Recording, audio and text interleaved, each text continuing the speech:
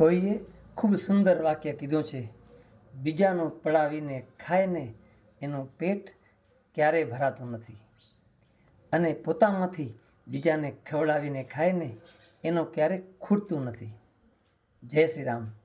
હું તમારો મિત્ર ભરત પટેલ. ફરી એક નાનકડી વાત છે, ઘણી જૂની, વર્ષો જૂની. એક જંગલમાં વાંદરો ને વાંદરી રહે અને એના પરિવાર સાથે આનંદથી રહેતો. અને એ જ વાંદરા વાંદરીના પરિવારથી પણ ઊંચા એક વાનર રાજ રહેતા, જે વાંદરના બધા વાંદરાઓના રાજા હતા. અને એનું શરીર વિશાળ કાય શરીર હતું. બધા વાંદરાનું શરીર તો નાના હોય, પણ એ તો વિશાળ કાય હતા. અને રાજા પણ એટલા ઉત્તમ કે પ્રજાલક્ષી જ કામ કરે. વાંદરા વાંદરાનું હિતનું હોય ને એ જ કામ કરતા અને ખૂબ આનંદથી રહેતા. અને બધા વાંદરા અને વાંદરીઓ એને ફોલો કરતા, એનું કીધું કરતા, કોઈ પણ એના વિરુદ્ધ બોલતું નહીં કે એવું એનું કામ હતું. એક દિવસ એક વાંદરે જોયું કે પોતે જે રહેતા હતા ને એ વસ્તીની બાજુમાં એક ઝરણું હતું, અને ઝરણું એક નદીમાં મળતું હતું રહ્યું. નદી નીચે માણસોનો વસવાટ શરૂ થઈ ગયો. માણસો રહેવા લાગ્યા. ત્યારે એને રાજાને વાત કરી કે વાનર રાજને કે હવે આપણી નીચે આ ઝરણાની બાજુમાં નદી જાય છે ને, નદીની નીચે કે મનુષ્યોની વસ્તી રહેવા માંડી છે. એ કે વાનરાજ હતા ને એ તો ખૂબ ગમગીન થઈ ગયા, ચિંતામાં પડી ગયા. પછી વાંદરો હાલ્યો ગયો. થોડા દિવસો પછી ત્યાં ઝરણાની બાજુમાં એક સુંદર બગીચો હતો, જેમાં વાંદરાઓ ખૂબ મસ્તીથી રહેતા રહ્યા. તેમાં ઝાડમાં કેરી પાકીને તો એ વાનરાજને કીધું કે રાજાજી, આપણા બગીચામાં ખૂબ સુંદર ફળ આવ્યા છે. એ કે કેરી હવે પાકી ગઈ છે. એ કે તેને વાનરાજે કીધું, બધા વાંદરાઓને હુકમ કર્યો કે જાઓ, જેટલા પણ બગીચામાં આપણા ફળ છે ને કેરીના, બધા તોડીને તમે ગાયબ કરી નાખો. એ કે બધા વાંદરાઓ આશ્ચર્ય પડી ગયા, રાજાએ શું હુકમ કર્યો. કે પણ રાજાનો ઓર્ડર હતો ને એટલે માનવાનું જ. બધા વાંદરા ગયા અને બગીચામાં જેટલી પણ કેરી હતી ને બધી ગાયબ કરી નાખી, ભરી ક્યાંક મૂકી હતી ભરી. પછી આવ્યા. પછી આ બાજુ છતાં એક કેરી રહી ગઈ હશે ઝાડ ઉપર. એ પાકી અને ડાયરેક્ટ ઝરણામાં પડી ગઈ, અને ઝરણામાં પડતા પડતા નદી તરફ વહેવા લાગી. કારણ કે વાંદરા બધી લઈ લીધી, પણ છતાં કોઈના માળાની પાછળ એ કેરી રહી ગઈ હશે, જે વાંદરાઓને ખબર નહીં હોય. કેરી પડતી હતી ને, પડીને હાલતી હતી નદી ઉપર. તે આ સાઈડ નદીમાં એના રાજા, મનુષ્યના હતા ને રાજા, એ નાવા ગયા હતા. નાખતા ને તે જોયું તો કેરીનું ફળ આવ્યું.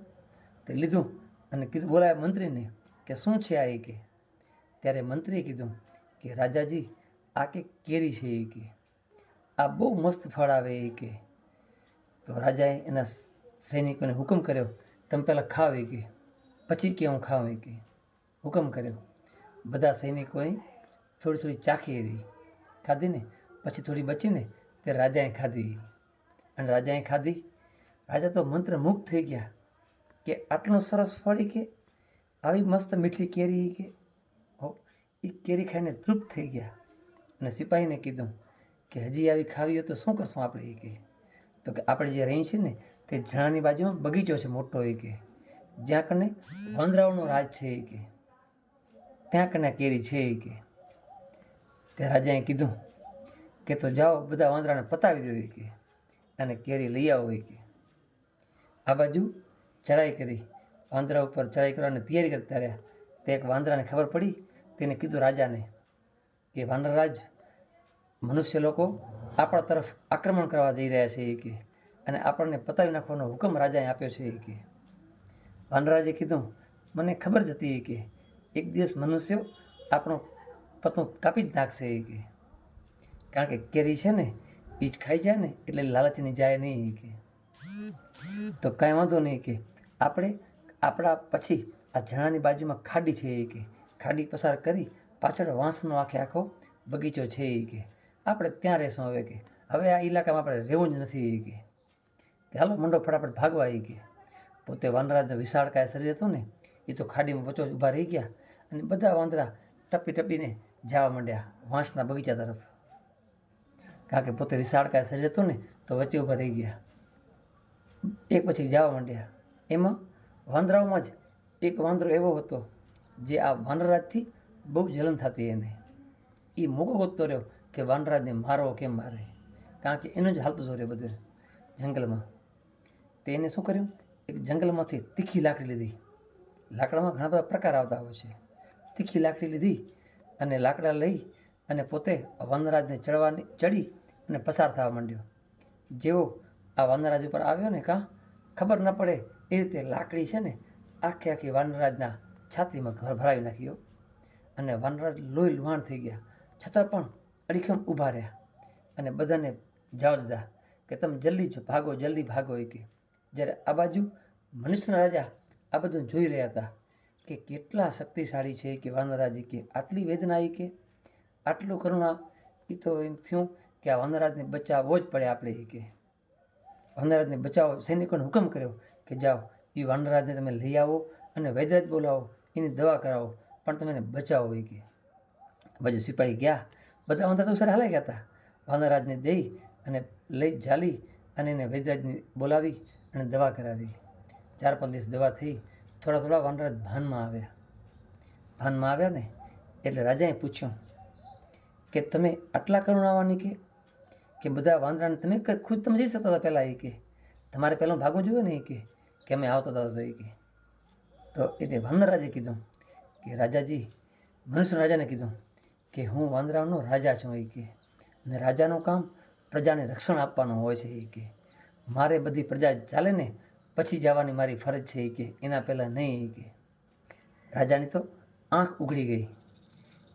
કે હું તો કે કેટલો અમારા રાજ્યમાં શક કરું છું. કે કોઈ પણ વસ્તુ આવે તો હું પહેલાં ખાતો પણ નથી. કે પહેલાં સિપાહીને ખવડાવું કે કંઈ ઝેરી તો નથી ને. કે આમાં પછી જ હું ખાઉં છું. કે આવો હું મારા માણસો અવિશ્વાસ રાખું. કે પછી હું માણસો વર્તન પણ બરાબર નથી કરતો. કે તો રાજાની આંખ ઉઘડી ગઈ.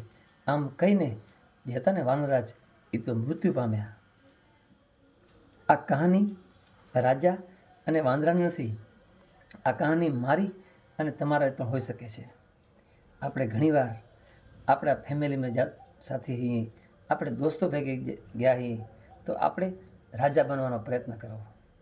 રાજા એટલે કે બધાનું સાર સંભાળ રાખી, બધાની સાથે પ્રેમ ભાવથી રહી, આપણા થકી કોઈના પરિવારને દુઃખ તો નથી પહોંચતું ને, એનો ખાસ એનો આપણે ખ્યાલ રાખીએ.